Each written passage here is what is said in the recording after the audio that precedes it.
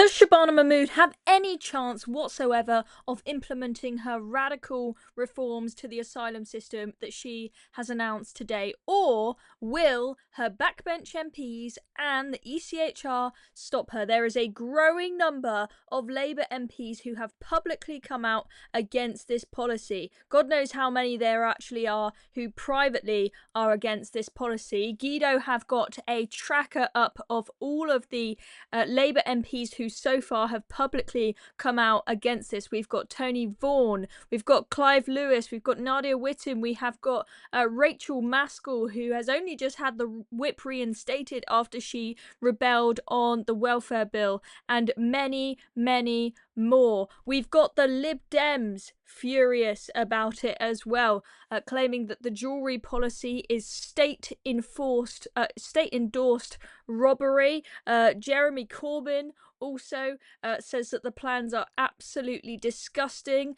This is causing such controversy. She's been likened to both Trump and Farage, and we have also had Lord Sumption, the ex-Supreme Court judge, saying that her plans are going to have a limited effect because we are still in the ECHR. A lot of people saying this policy sounds great, but how on earth are you going to make it happen? Now, before we look at some of the backlash from those Labour MPs, let's take a look at what actually are the changes that she is making. So, 1. Countries that refuse to take back illegal migrants from Britain will face visa bans, and a lot of people are calling this a Trump-style visa ban.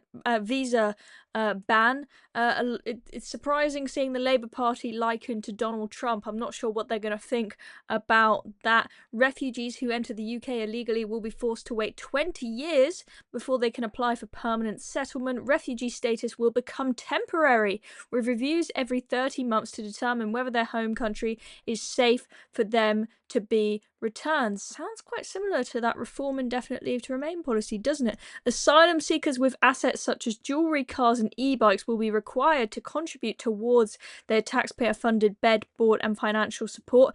Immigration judges will be prevented from putting migrants' rights to a family life under the ECHR ahead of protecting the public and controlling the UK's borders under new legislation. Will they actually be able to do that though?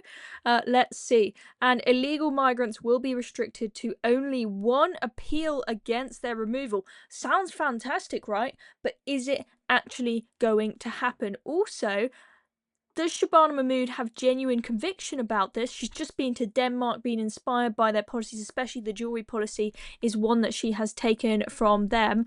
Or is she just putting on a front to win back voters who are going to reform? And after asking you that question, I'm going to show you this old clip of Shabana Mahmood a few years ago saying that we should just have an amnesty for all illegal workers in this country. No specific plans regarding amnesty for undocumented workers. Myself personally, as a Labour backbench Member of Parliament, I do support a general amnesty for all people who are already in the country so they can regularise their status and start playing a full part in British society. But that will have to be alongside other documentation measures as well. That is not official Labour Party policy yet, but myself and a group of other Labour MPs are continuing to make the argument. That makes me a little bit sceptical about Shabana Mahmood. I don't know about you. Yvette Cooper was obviously one to be sceptical of because she's in the past been holding up refugees welcome signs. Shabana Mahmood seems a bit tougher, but is her heart really in it?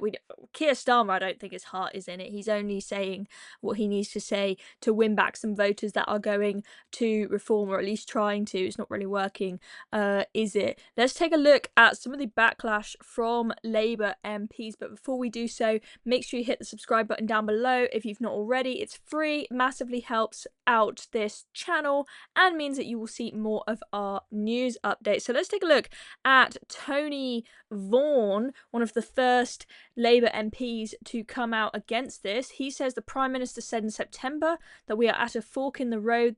These asylum proposals suggest we have taken the wrong turning. The idea that recognised refugees need to be deported is Wrong. We absolutely need immigration controls, and where those controls decide to grant asylum, we should welcome and integrate, not create perpetual limbo and alienation. The rhetoric around these reforms encourages the same culture of divisiveness that sees racism and abuse growing in our communities. And he says at the end, the government must think again on this. Let's take a look at what Ian Bryan MP has said.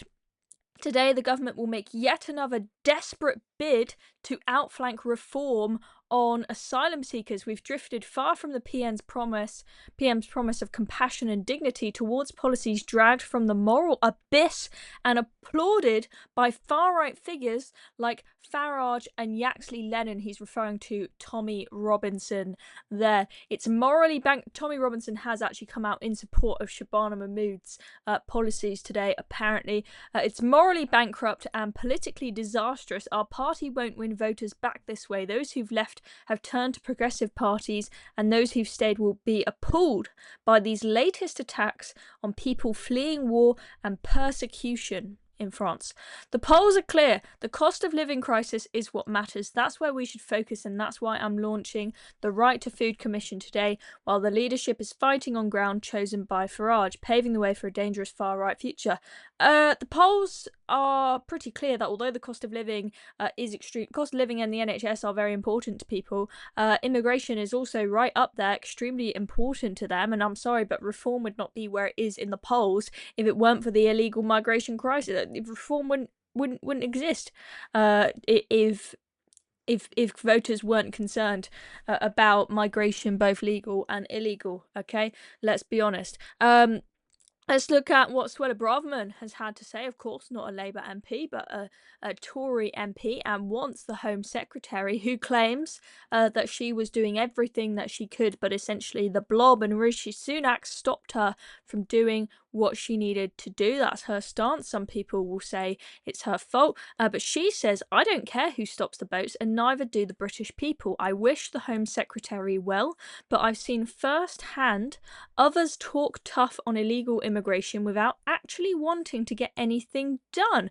One problem the Home Secretary has is an out-of-touch Labour Party that will never accept her plans. Throw in Blair's Human Rights Act and the ECHR, and these reforms will sadly amount to nothing. The only solution is scrapping both. Look, that's the reality, guys. The Labour Party, with a human rights lawyer leading it and leading our country, they're not going to leave the ECHR. Of course they're not. If that is what needs to be done, it's not going to be done under Labour. You're going to have to wait for a reform government. Well, the Tories say they're going to leave as well, but I don't think the Tories will be in power again anytime soon. So that is their problem. And also, Keir Starmer's position is looking, although we're talking about Shabana Mahmood here, Keir Starmer's position is looking very, very sketchy at the moment, because there is already all of these rumours. There are already all of these rumours of a leadership challenge to Keir Starmer. Remember the whole briefing saga?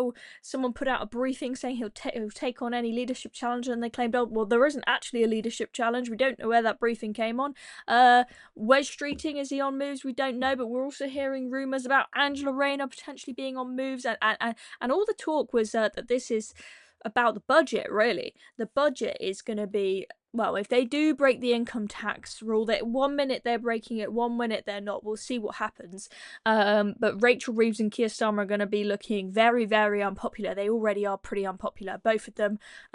Least popular Chancellor in history and least popular Prime Minister in recorded history. The both of them, their positions are going to be very shaky after that budget. Throw into that huge outcry from the Labour members and the backbench MPs about Shabana Mahmood's new asylum policies.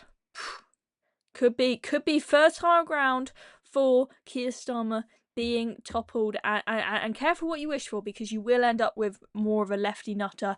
Might even end up with Angela Rayner or Ed Miliband as your Prime Minister. Could you imagine? Let me know in the comments below what you think is going to happen, if and when you think there will be a leadership contest in the Labour Party. Will Keir Starmer hang on, or will he be a goner after the budget? I'm Chloe Dobbs. Thank you very much for watching this video. I'll see you all in the next one.